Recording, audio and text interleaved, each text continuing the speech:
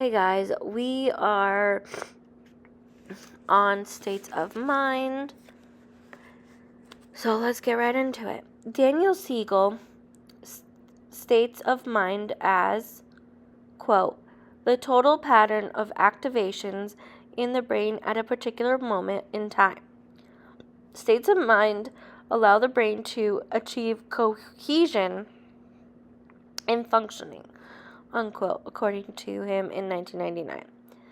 He emphasizes the importance of an alignment of the child's and parents' states of mind to help the child organize and regulate their states with that of the parent in order to learn how to respond to various difficult or ambiguous situations. The most common form of communication used is nonverbal behavior. Quote, facial expression, eye gaze, tone of voice, bodily emotion, and the timing of expression are fundamental to emotional messages, unquote, by Siegel, 1999. TV's Dr. Phil McGraw, and look, like, I'm just reading here, okay? I know Dr. Phil is, there's a whole controversy around that. Anywho, let's continue on. Says that only 7% of our communication is verbal. The rest is nonverbal. Although certain facial expressions are thought to be universally identical, happiness, sadness, anger, and fear, other nonverbal forms may be cultural.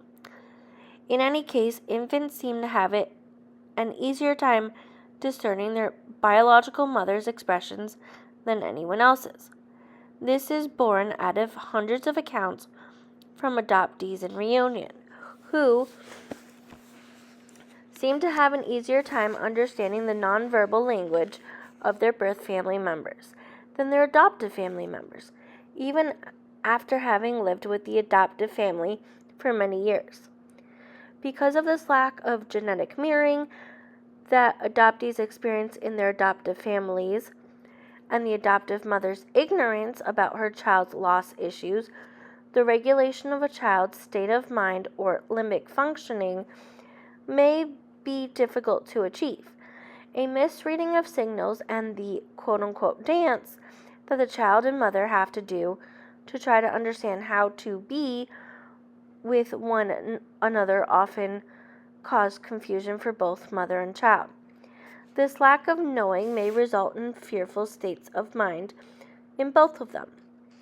For a child whose first experience in life was trauma, resulting in devastating loss and terror, it may be very easy to fall into that fearful state of mind, where hypervigilance, emotional arousal, and self as victim become dominant. As the adoptee matures into adulthood, those close to them may be perplexed by their quote-unquote overreactions to certain stimuli, because as a child, they had no help in learning to regulate their limbic responses. As mentioned above, one of the most heard comments told me by adoptees in Reunion is how much easier it is to understand the gestures, facial expressions, and body language of their biological family members than it was from their adoptive family members. There is a sense of quote-unquote coming home, being able to relax just knowing the emotional states of family members. In almost all of the cases that I've known, there is usually one parent or sibling to whom the adoptee feels especially close. There is a symmetry of states of mind, of being able to finish one another's sentences, of liking the same things, or of nonverbal understanding, which comes as a great relief. A great deal less energy is needed in understanding those whose genetic markers are similar than who have a different way of expressing themselves nonverbally. I don't think those of us who have grown up in biological families appreciate the difference. Alright, taking a moment there. So I feel like I've told a little bit about it, but it seems crazy, right? So in my adoptive family, granted, my adoptive dad, watched some of the same shows. So like I'm really into ghost hunting and history and some of the stuff. But my dad tends to be like, "Oh, you overdo it," or things like that, right? Whereas when I speak with my biological mother and I talk to her about these things, it's more of this excitement like, "Oh yeah, like I used to do that as a kid," like, or what was it? I have this weird, or I felt like it was weird, right? Like this weird connection to Victorian farmhomes. Like it's more than just a dream. I know it sounds crazy. Like, yes, you can have a dream, your dream home, but it was like this. I was meant to be. And then as my birth mother was telling me about how she grew up in a Victorian farmhouse. It's those little things, right? Or I'm just trying to think, like, I mean, I only have my birth mother to like really compare to, but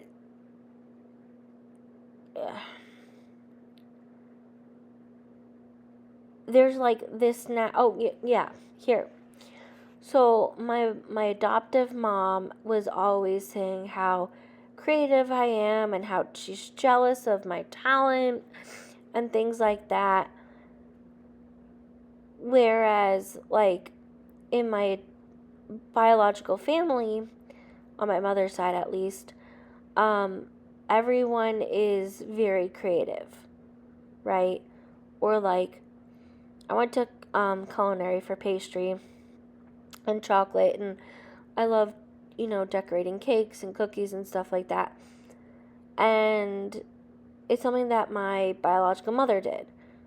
Like, these are things that I did without knowing my biological mother, and finding out later. It's like those, I know it seems so insignificant, but it's like if you don't know the information, right, you can live your life. Like there's a study of the three it's called, it's not, well, yeah, it was a study, and it's based off a true story, right? The Three Identical Strangers. And it was triplets that were all separated at birth, adopted into three different families. One rich family, one, middle class, and one lower class. And even though they all grew up like in different classes, different circles, although fairly nearby, they all three of them ended up almost exactly the same.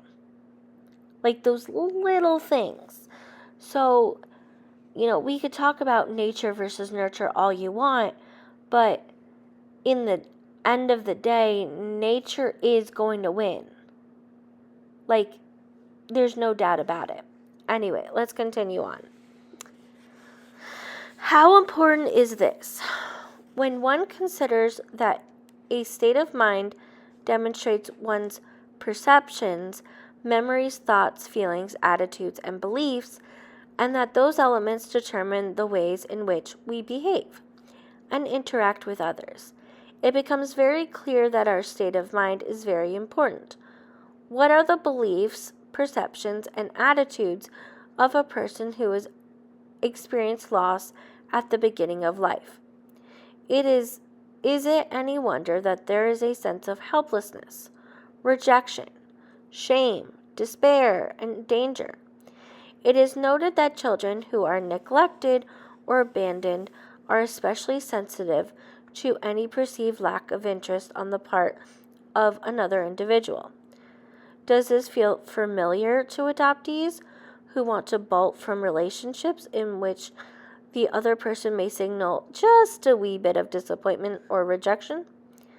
Because the mind is a dynamic and complex organism, it is important to remember that states of mind can change over time.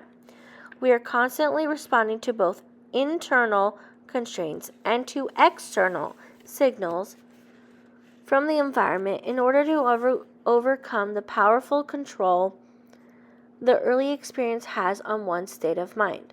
It is important to allow and integrate new experiences, both internal and external. Anyway, that is the end of this chapter, or, well, part of this chapter.